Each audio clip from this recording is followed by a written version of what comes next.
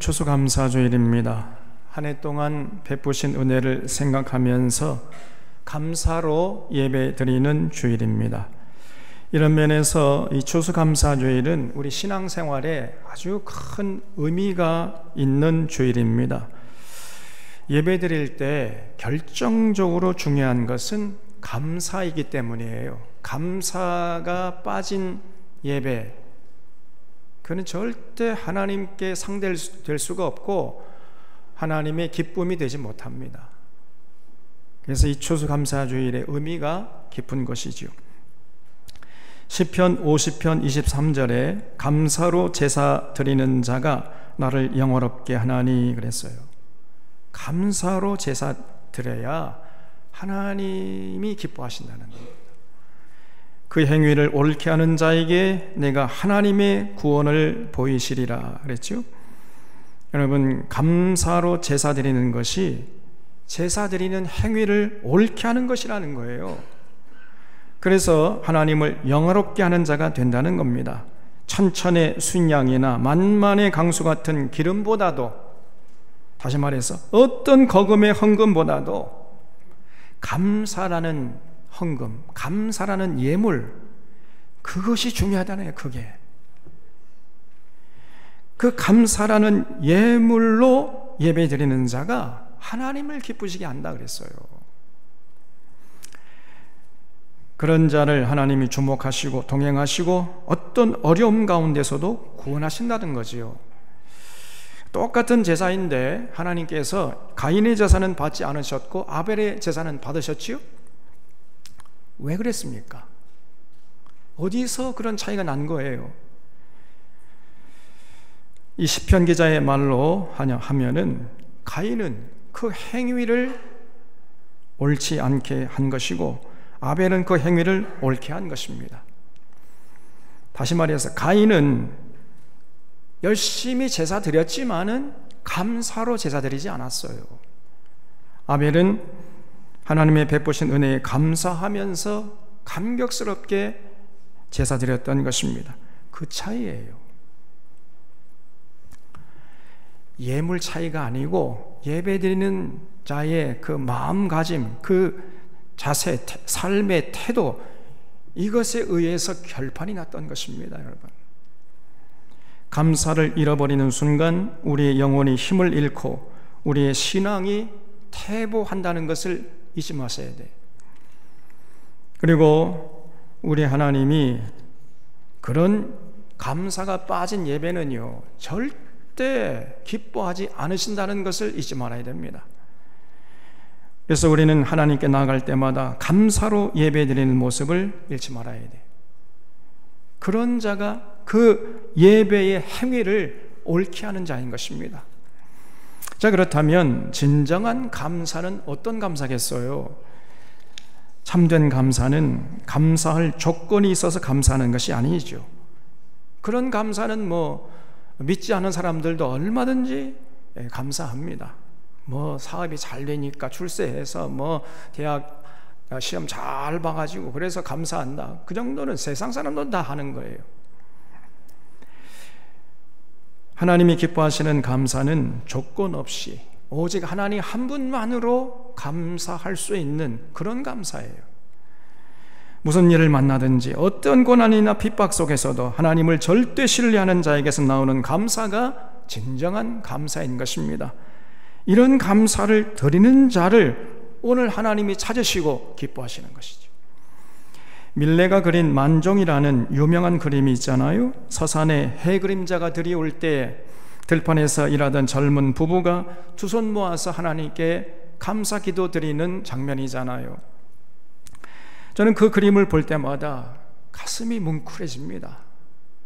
그냥 눈에 눈물이 그렁그렁해져요. 저절로.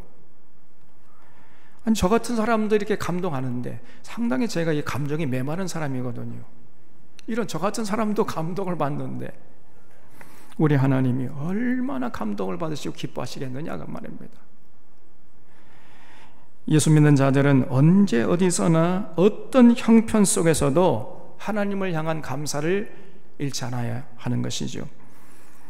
이런 감사의 행위를 옳게 해서 하나님을 기쁘시게 했던 주인공이 바로 오늘 본문 말씀의 주인공인 다윗이에요. 하나님은 다윗을 보기만 하면은 그는 내 마음에 합한 자라 이러면서 기뻐하셨습니다. 그리고 다른 모든 왕들을 판단하는 기준으로 삼으셨어요. 다윗같이 살았어, 그러면 그는 아주 훌륭한 왕이라는 얘기였습니다. 다윗같이 살지 않았어, 그러면 그 왕은요 아주 패약한 왕이었다는 얘기예요. 모든 다른 왕들의 판단 기준이 다윗이었어요. 그 정도로 하나님이 다윗을 기뻐하셨습니다. 도대체 그 비결이 뭐예요? 다윗이 어떤 삶을 살았길래 하나님이 그토록 다윗을 기뻐하신 것입니까? 오늘 본문 말씀인 시편 23편을 보면요, 이 짧은 시편에 다윗의 삶이 그대로 녹아져 있어요. 다윗의 삶이 아주 극명하게 드러나 있습니다. 그래서 이 시편 23편은 우리 모두가 암송해야 할 참 은혜로운 가치 있는 그런 시편이에요. 우리의 마음에 새기고 실천하면은 우리도 하나님을 다윗처럼 기쁘시게 하는 삶을 살 수 있는 것입니다. 다윗은 시편 23편에서 하나님과 자신과의 관계를 목자와 양의 관계로 설정하고 있습니다.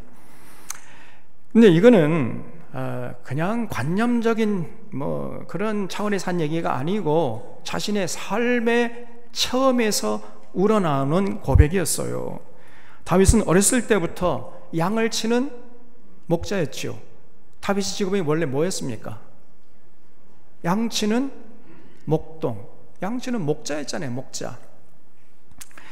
그래서 다윗은 이 목자의 체험을 통해서 하나님을 깊이 만날 수 있었던 거예요. 자, 1절을 보겠습니다.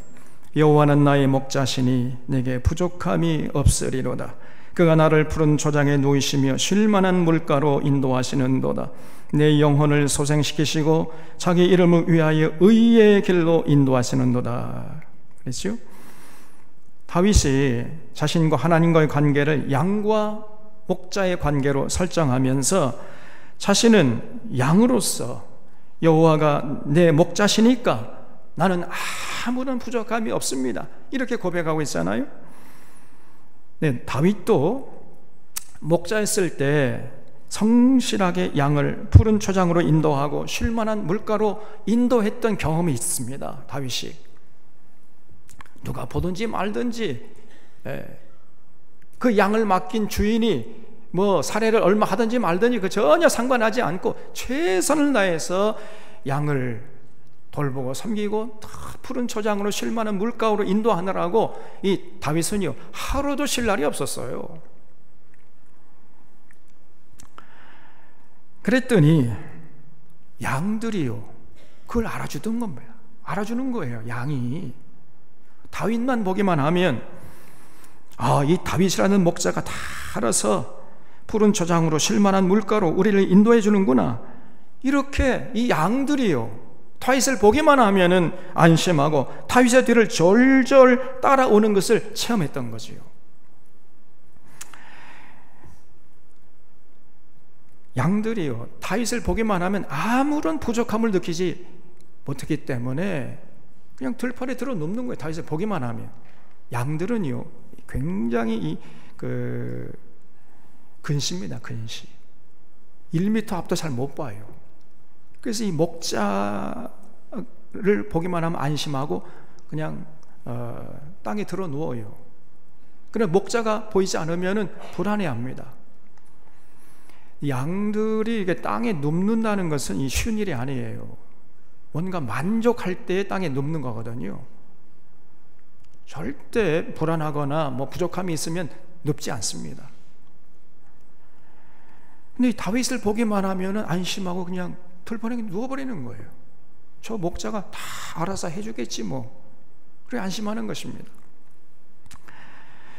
그래서 이런 체험을 통해서 내가 양을 대하는 것처럼 하나님이 나를 푸른 초장으로 쉴만한 물가로 인도하시는구나, 이거를 확신했던 거예요. 부족하고 허물투성이인 나도 최선을 다해서 양을 푸른 초장으로 쉴만한 물가로 인도하려고 하는데 그 인자하시고 그 성실하신, 그 자비로우신 하나님이 얼마나 더 나를 푸른 초장으로 쉴 만한 물가로 인도해 주시겠는가, 이런 믿음이 다윗의 마음속에 자리 잡고 있었던 것입니다. 그래서 다윗은 자신 앞에 어떤 상황이 펼쳐지건 상관하지 않고 여호와는 나의 목자시니 내게 부족함이 없습니다, 이렇게 고백했던, 이 말은 무슨 말이냐면은 여호와 한 분만으로 나는 만족합니다, 이런 얘기예요.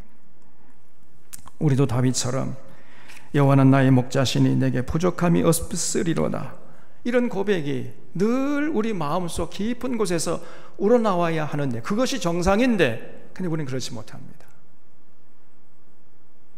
이게 솔직한 우리의 고백 아닙니까? 여호와께서 우리와 함께 계심을 믿는다고 고백은 잘해요. 그런데 그렇게 고백하면서도 만족하지 못합니다. 또 다른 무엇이 손에 잡히는 것이 있어야 돼. 은행 통장에 잔고가 두둑해야 만족합니다.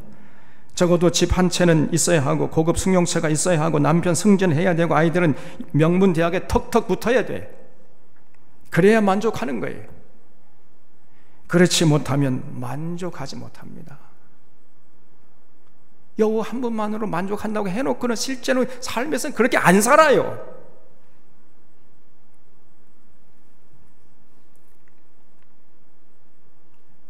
그렇게 만족하게 해달라고 예배드리고 기도해놓고 더 만족하게 해달라고 자꾸 때를 써요. 이런 사람들을 우리 하나님은 전혀 기뻐하시지 않는 겁니다. 그런 자세로 아무리 자주 예배드리고 깊이 예배드리고 많이 예배드린다 한들 하나님을 절대로 기쁘게 할 수가 없는 것입니다. 다윗처럼 여호와께서 나의 목자가 되셔서 나를 푸른 초장으로 쉴 만한 물가로 인도하실 것이므로 내게 부족함이 없습니다, 이런 고백으로, 그 고백 속에 진정성이 담겨 있을 때 그 예배를 우리 하나님이 기뻐 받으시는 거예요. 4절에 내가 사망의 음침한 골짜기로 다닐지라도 해를 두려워하지 않을 것은 주께서 나와 함께 하심이라. 주의 지팡이와 막대기가 나를 안위하시나이다 그랬죠. 이 고백도 다윗의 체험에서 우러나오는 고백이에요. 다윗이 목자였을 때 양들을 데리고 푸른 풀밭을 지날 때도 있었지만 때로는요 깊은 골짜기를 지나가야 할 때도 있었어요. 옆을 보면요 천길 낭떠러지가 있는 그 아주 아슬하고 위험한 그 길을 건너가야 할 때도 있었던 겁니다. 그때 다윗이 뭘 했어요? 가만히 지켜보기만 했겠습니까? 아니지요. 다윗은요 지팡이와 막대기를 잘 사용해가지고 양들을 최선을 다해서 안전한 곳으로 인도하려고 혼신의 힘을 다했던 것입니다. 때로 광야에 사나운 늑대나 사자가 와서 양을 해치려고 하면은 다윗이 지팡이와 막대기를 가지고 사력을 다해서 그 사나운 짐승들, 그 늑대, 사자와도 싸웠어요. 다윗이 나중에 그렇게 고백한 장면이 나오잖아요. 내가 사자와도 싸워서 이겼다, 그렇게 고백을 합니다. 그러니까 양들이요 목자인 다윗을 신뢰했던 것이요. 그래서 언제나 이 다윗 주변을 떠나지 않고 다윗이 가는 곳마다 그냥 졸졸 따라오는 거예요. 이 양들이. 다윗이 인도하는 곳이면 그 어디든 깊은 골짜기도 마다하지 않고 끝까지 다윗의 뒤를 따랐던 것입니다. 이런 체험을 통해서 아하, 사람이 나도 양들을 보호하기 위해서 이렇게 최선을 다하는데 선하시고 그 인자하신 여호와 하나님이 얼마나 나를 더 안전하게 지키시고 보호하시겠는가, 이런 믿음과 이런 확신이 생겼던 것이죠. 그래서 사망의 음침한 골짜기로 지날 때에도 난 해를 두려워하지 않겠노라, 이렇게 고백했던 것입니다. 이게 그냥 머릿속으로 생각해서 고백하는 게 아니에요. 반드시 우리 주님께서 주님의 그 능력의 지팡이와 막대기로 나를 지키시고 보호하실 것이다, 이런 믿음이, 이런 확신이 있었기 때문에 나는 그 사망의 음침한 골짜기에 지날 때도 나는 아무런 걱정하지 않습니다, 이런 고백을 할 수 있었던 것입니다. 그리고 그렇게 믿고 살아갈 때마다 실제로 그런 하나님의 놀라운 인도하심과 능력을 체험했던 거지요. 여러분, 실제로 이 대부분의 양들은요, 목자를 절대 신뢰하고 목자가 인도하는 것이라면 그 어디든지 졸졸 따라다닙니다. 이게 양들의 특성이에요. 절대로 양들은 목자 곁을 떠나지 않습니다. 그래서 목자는 뒤도 돌아보질 않고 앞만 보고 휘파람 휘 불면서 가면은 양들이 그냥 졸졸 따라오는 거예요.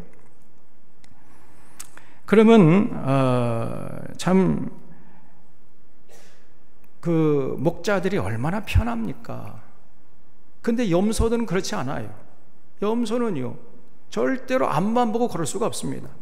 앞만 보고 목자가 걷잖아요. 그 염소들은 다 흩어져 버려요. 그 지들끼리 서로 들이받아, 그냥 그 뿔을 가지고. 그러니까 이 염소를 치는 목자들은요, 절대로 앞에 가서 걸을 수 없습니다.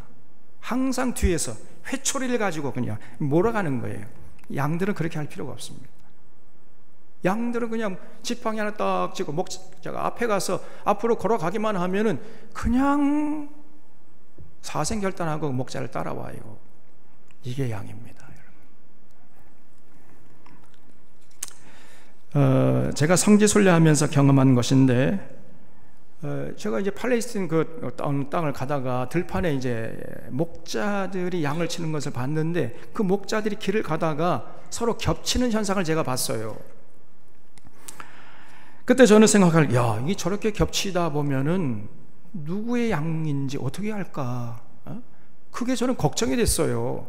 그런데 조금 후에 그 걱정이 기우였다는 사실이 밝혀졌습니다. 양들이요, 기가 막히게 자기 목자를 따라가는 거예요. 그냥 목자는 뒤도 돌아보지 않고 휘파람 휘휘 불고 가는데 양들이 정확하게 자기 목자의 음성을 듣고 그 목자를 따라가더라니까요. 예수님께서 말씀하셨잖아요. 양은 자기 목자의 음성을 아느니라 그랬지요. 이게 양입니다, 여러분.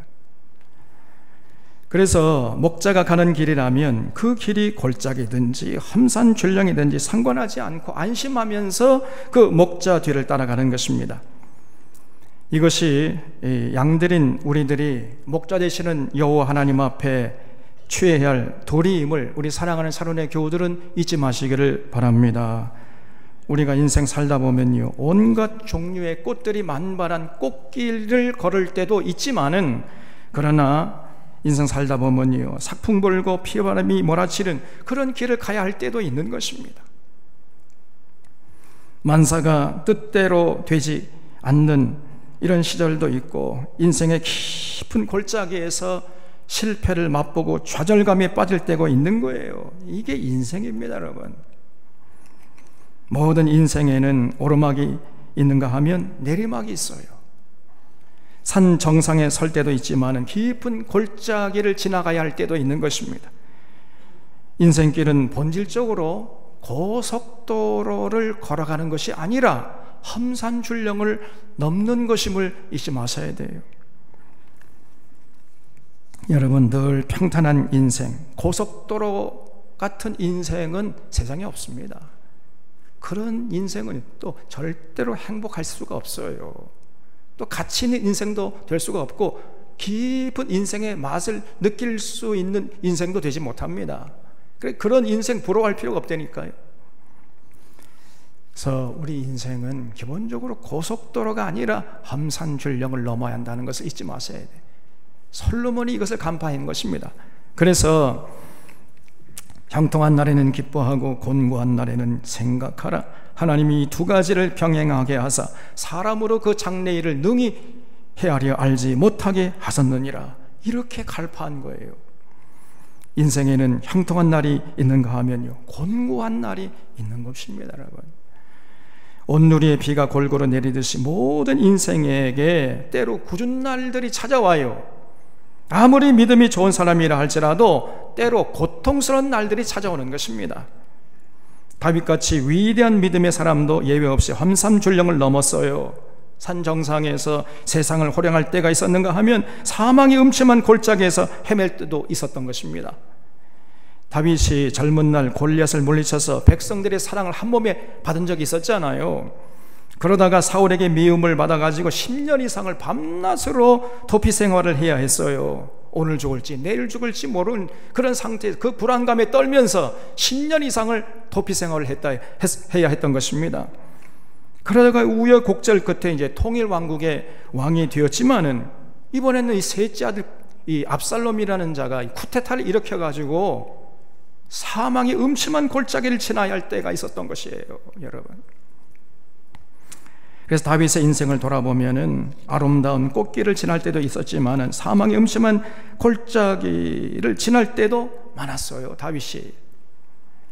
그러나 다윗은 어떤 상황에서도 마음의 평안을 잃지 않았습니다. 하나님 주시는 평안이 그 마음속에 굳건하게 자리 잡고 있었던 거지요. 그렇기 때문에 사망의 음침한 골짜기를 능히 담대하게 지나갈 수가 있었던 거지요. 그런 모습을 보면서 하나님이 기뻐하시죠. 다윗은 내 마음에 합한 자다, 이렇게 평가하셨던 거예요. 그런데 많은 사람들이 예수 믿으면 인생에 어려움이 없다고 생각해요. 저 순복음교회 저 암흑의 목사라는 이 엉터리 목사가 하는 얘기가 예수 믿으면 어떤 고난도 없대요. 새빨간 거짓말입니다, 여러분. 종교 사기꾼이죠. 그렇지 않습니다, 여러분.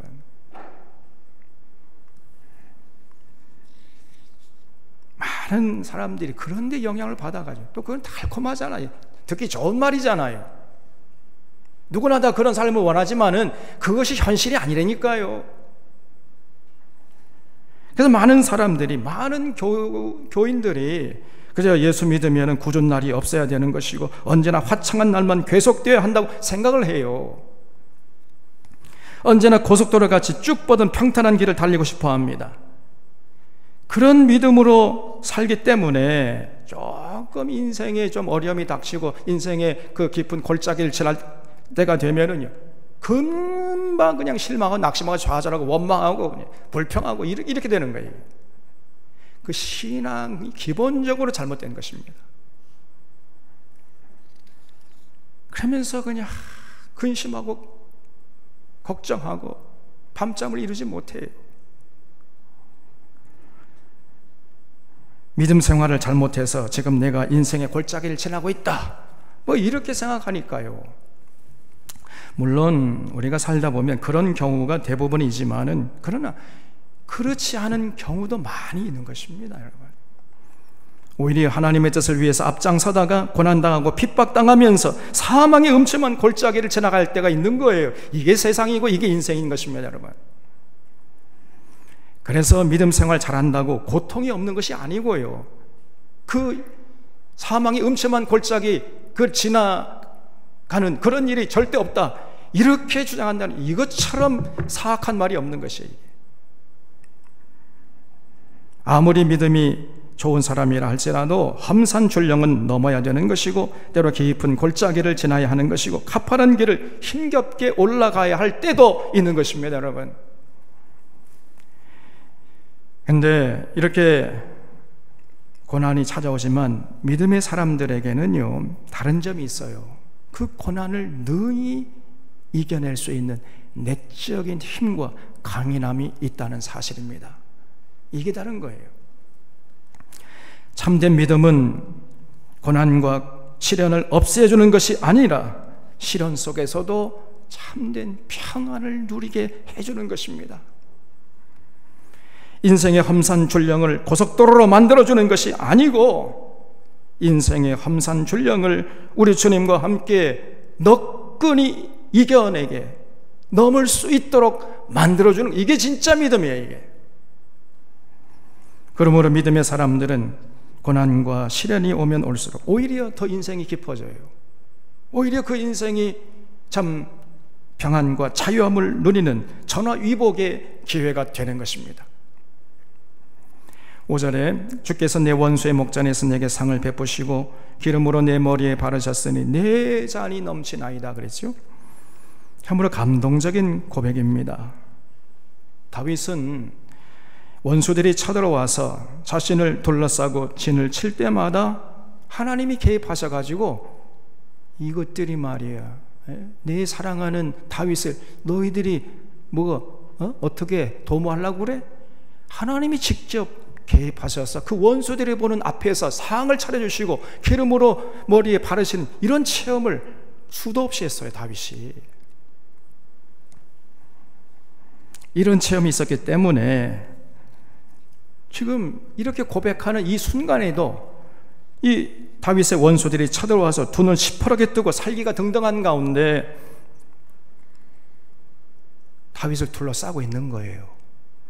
그런 가운데서 다윗은 고백하기를 내 잔이 넘치나이다, 이렇게 고백하고 있는 것입니다. 이게 무슨 말이지요? 나는 지금 어떤 부족함도 없고 어떤 고통도 없이 참 평화를 누리고 있습니다, 이런 고백이죠.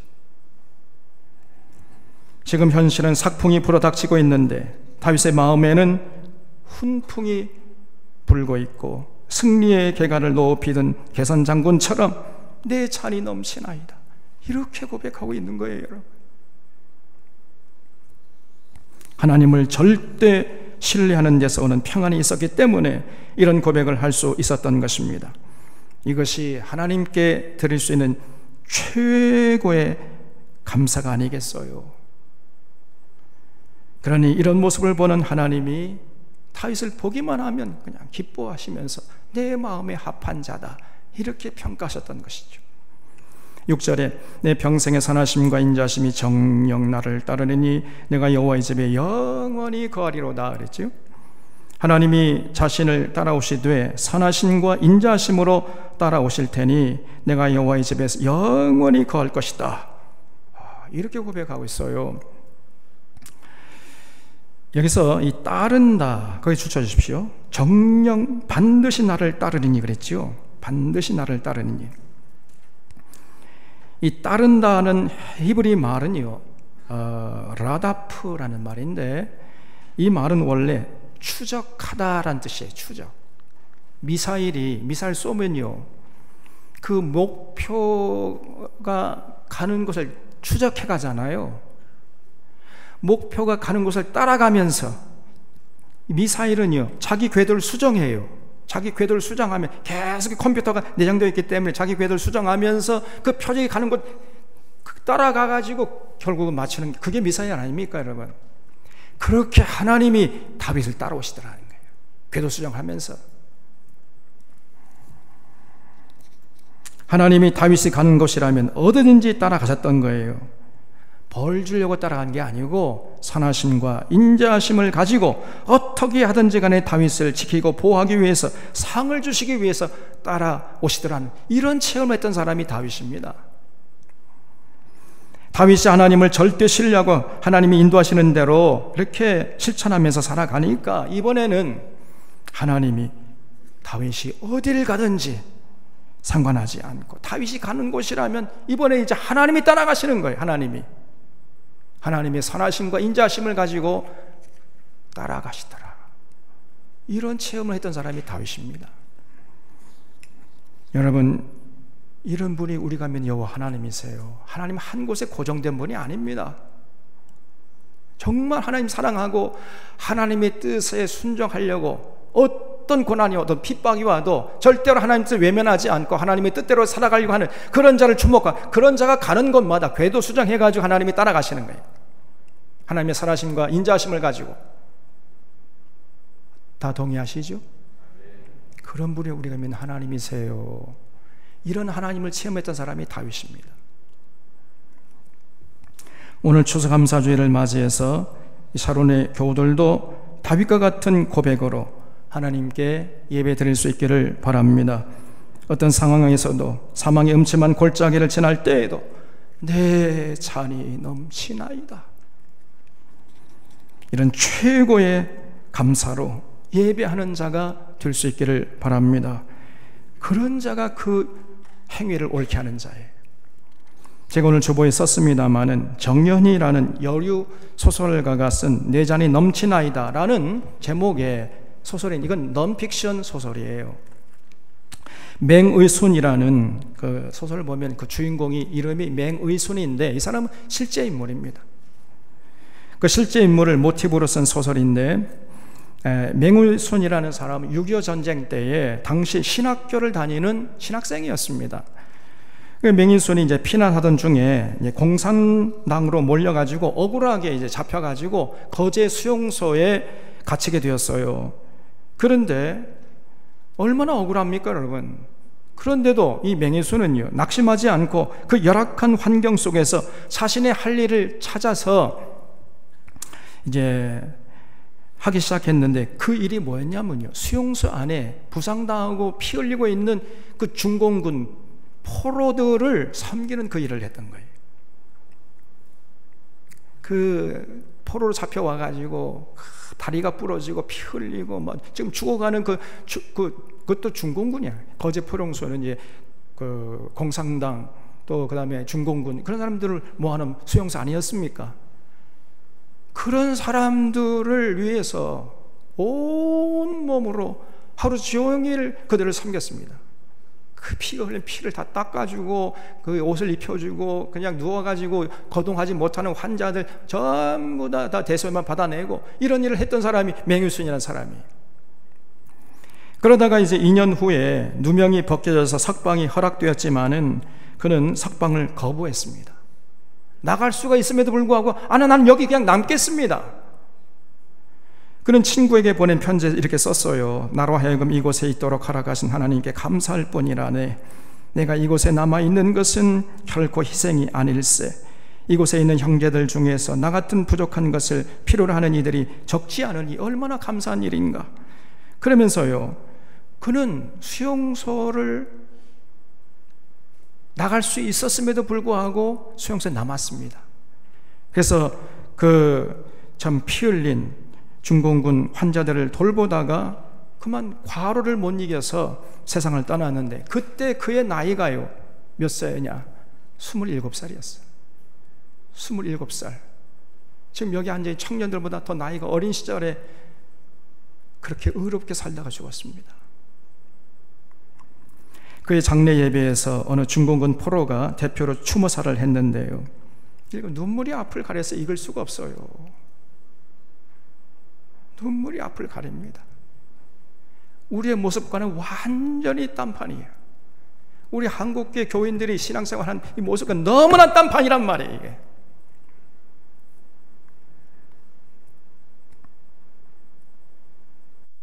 맹일손 선생 영전에 드립니다. 평화의 왕자, 화평의 사도, 인애의 왕, 우리에게 사랑의 주인이셨던 맹일손 선생이 가시다니 우리는 서로 말이 통하지 않던 이방인들이었습니다. 그가 우리의 병동을 찾아오던 초기에 우리는 그를 경멸했고 무시했습니다. 그러나 그의 얼굴은 늘 온화했고 그의 행동은 희생과 헌신으로 한결같았습니다. 우리를 찾아오시는 선생의 한 손에는 성경책이, 그리고 다른 한 손에는 물통이 들려져 있었습니다. 선생은 움직이지 못하는 환자를 골고루 만져주고 주물러 주면서 그렇게도 간절히 기도하셨습니다. 우리는 그의 말을 알아들을 수 없었지만 그의 기도를 듣고 있으면 그렇게 고통스럽던 통증이 가라앉고 신음과 함께 목이 타서 잠못 이루던 육체가 편안히 잠을 잘 수 있었습니다. 겨울이면 따뜻한 물로, 여름이면 시원한 물로 우리 얼굴을 씻어주고 손을 닦아주셨습니다. 때로는 발도 씻겨주셨습니다. 선생이 쓰러지던 그 마지막 날 밤, 마지막 환자를 다 씻기고 일어난 선생은 눈물을 흘리며 그 눈물 씻을 생각도 않으시고 시편 23편을 중국말로 더듬더듬 읽어주셨습니다. 여호와는 나의 목자시니 내 잔이 넘치나이다. 다 봉독하신 후 높은 곳을 바라보시며 다시 한번 말씀했습니다. 내 잔이 넘치나이다. 내 잔이 넘치나이다. 우리도 그의 얼굴을 바라보며 따라 외웠습니다. 내 잔이 넘치나이다. 내 잔이 넘치나이다. 이 말씀과 함께 마지막 환자를 씻겨낸 물통과 대야를 들고 일어나시다가 그대로 그 자리에 쓰러지셨습니다. 우리는 통곡했습니다. 염치 없는 우리가 선생을 돌아가시게 했다고 우리는 통곡합니다. 우리는 통곡합니다. 그러나 이제 우리는 맹선생을 만나기 위해서라도 예수 안에 있어야 한다는 것을 깨닫고 있습니다. 우리는 이제 버려진 것이 아니라는 것을 알고 있습니다. 우리는 맹선생과 함께 주님 안에 있습니다. 그러나 우리는 모두 통곡합니다. 거제 포로 수용소 중공군 병동의 환자들 일동, 이런 추모사를 했어요. 맹희수는 사망의 음침한 골짜기에서도 내 잔이 넘치나이다, 이렇게 고백했습니다. 이것은 하나님을 절대 신뢰하지 않는 자 입에서는 절대 나올 수 없는 고백이지요. 맹희수는 진정한 감사로 예배를 드렸던 것입니다. 이런 맹희순의 모습은 우리를 부끄럽게 합니다. 온갖 기름진 것을 먹고 비단 이불을 덮고 자면서도 만족하지 못한 채 더 움켜쥐려고 하고 시기하고 질투하고 싸우고 다투는 우리들 아닙니까? 다윗의 고백 앞에 서면은, 그리고 맹희순 선생의 그 순결한 영혼 앞에 서면은 우리의 부끄러운 삶이 그냥 그대로 드러나요. 그냥 오늘 우리는 우리의 이 모습, 우리의 부끄러운 모습을 참여하면서 하나님 앞에서 다시 새롭게 결단해야 할 것입니다. 불의한 자가 득세하고 그들의 손에 오히려 풍성한 열매가 맺히는데 의인은 고난당하고 핍박당하고 그 손에는 열매를 찾아볼 수 없는 그런 현실이라 할지라도 그래도 여호와 한 분만으로 내게 부족함이 없습니다 고백하리라. 하나님 앞에서 새롭게 다짐하는 이 귀한 시간이 될 수 있기를 바랍니다. 사망의 음침한 골짜기를 지날 때에도 하나님을 절대 신뢰하는 믿음에서 우러나는 평안으로 내 잔이 넘치나이다, 이렇게 고백하는 이런 모습을 절대로 하나님 앞에서 잃지 않기로 하나님의 다시 한번 굳게 다짐할 수 있기를 바랍니다. 여러분, 이런 최고의 감사로 날마다 예배 드릴 때마다 이렇게 예배드리는 자들이 되어서 날마다 하나님의 구원하심을 맛보며 살아가는 이런 자들이 다 되시기를 바랍니다. 기도하겠습니다.